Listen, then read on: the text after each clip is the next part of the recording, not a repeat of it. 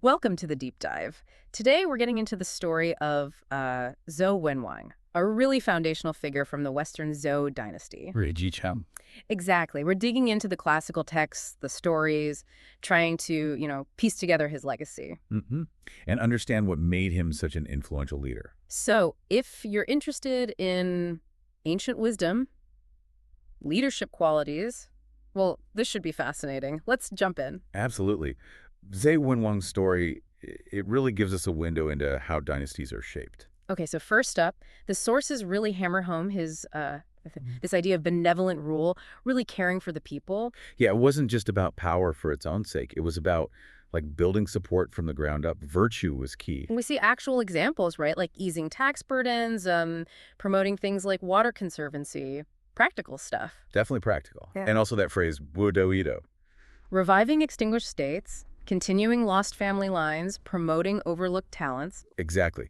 It suggests something deeper than just, basic kindness. It's about strategic stability, inclusion. That makes sense. A kind of long-term vision. Precisely. And that focus, that character, probably helped him during, well, harder times, like his imprisonment. Yes.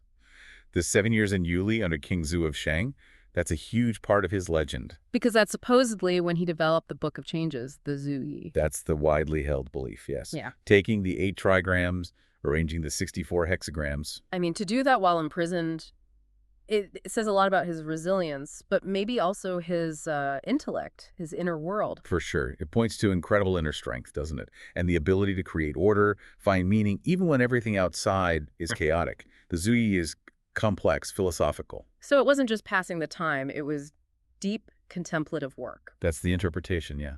Using adversity as fuel for insight. Speaking of insight, another big theme is Yuya recognizing and using talent. Oh, absolutely crucial. He had a real eye for capable people. And the most famous story has to be Jiang Ziya, right?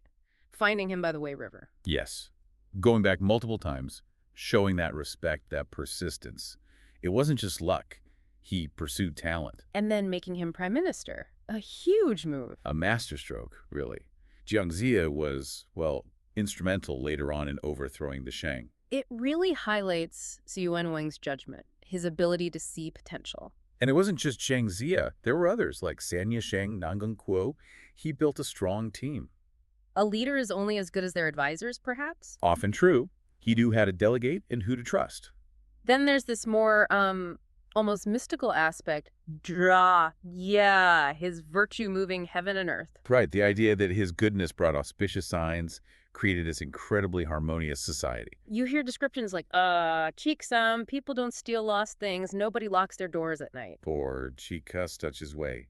The sounds of chickens and dogs heard nearby, suggesting close, stable communities where people lived out their lives peacefully. It sounds almost utopian. Well, yeah, these are likely idealizations to some extent, but they reflect the belief in the profound moral impact of his leadership. That's the key takeaway. The ideal he represented. Exactly. The standard he set, or was believed to have set. And finally, even though he didn't lead the final conquest himself, his legacy, his passing the mission to his son, King Wu.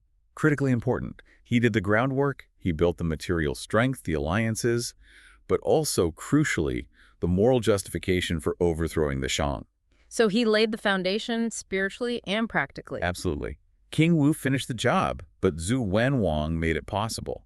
His vision went beyond his own reign. Okay, so wrapping up. We've seen Zhu Wenwang as this benevolent ruler focused on his people. An intellectual powerhouse credited with Zhu Yu. A brilliant judge of character who knew how to find and use talent. And a figure whose virtue was thought to literally shape society for the better. All leading to the establishment of the Zhou dynasty through his son. Quite a legacy. A profound one, yeah. Yeah. Multifaceted. So here's something for you to think about after this deep dive. How do these ancient ideas, leading with virtue, finding strength in adversity, spotting and nurturing talent, how do they echo today? In our own, very complex world, can you see any parallels from Zhu Wenwang's time and what goes on around you now? Definitely some food for thought. Worth considering. Thanks for joining us on the deep dive.